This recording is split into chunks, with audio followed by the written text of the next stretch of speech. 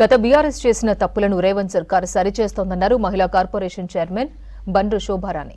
ధనిక రాష్ట్రాన్ని కేసీఆర్ అప్పుల రాష్ట్రంగా మార్చారని ఫైర్ అయ్యారు. బీఆర్ఎస్ బీజేపీ జెండాలు మాత్రమే వేరని, వారి ఎజెండా మాత్రం ఒకటేనని విమర్శించారు. కేసీఆర్ 2 నాలుకల మాటలు లెక్కలేనని ఉన్నాయన్నారు శోభారాణి. దళితులకు 3 ఎకరాల భూమి, ఇంటికి ఉద్యోగం, పేదలకు డబుల్ బెడ్రూమ్ ఇల్లు సహా ఎన్నో హామీలను కేసీఆర్ అమలు చేయలేదని ఆరోపించారు. బీఆర్ఎస్ పార్టీ బీజేపీ పార్టీ రెండు వేరు కాదు అనేది మేము పదే పదే చెప్తా ఉన్నాం. జెండాలు మాత్రమే వేరు, ఎజెండా ఒకటే వాళ్ళది. అది కాంగ్రెస్ పార్టీ ప్రభుత్వాన్ని హేళన చేయడం, అవమానపరచడం మాత్రమే వీళ్ళు చేస్తూ ఉంటారు.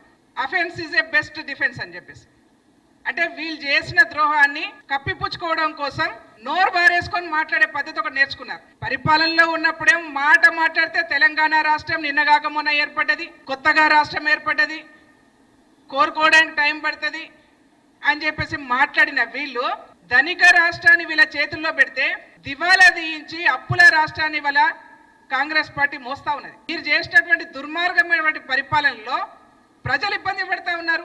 మీరు సంవత్సరం పరిపాలన మీద పొద్దున్న లేసి గగ్గోలు పెట్టి మాట్లాడుతూ ఉన్నారు కదా. కేసీఆర్ గారు మాట్లాడినటువంటి 2 నాలుకలు కాదు, 22 నాలుకల్లాగా మాట్లాడిండు. అసలు ఆయన పొద్దునేం మాట్లాడతాడో, రాత్రి ఏం మాట్లాడతాడో, తెల్లారితే ఏం మాట్లాడతాడో ఎవరికి తెలియదు. తెలంగాణ రాష్ట్రం వస్తేనే ఇంటికొక ఉద్యోగం వస్తుందని చెప్పేసి నిరుద్యోగులకు మాట ఇచ్చి వాళ్ళకు మొండి చేయి చూపించినావు. అసలు ఒక్కటా రెండు, అది నీది నోరా తాటి మటనా?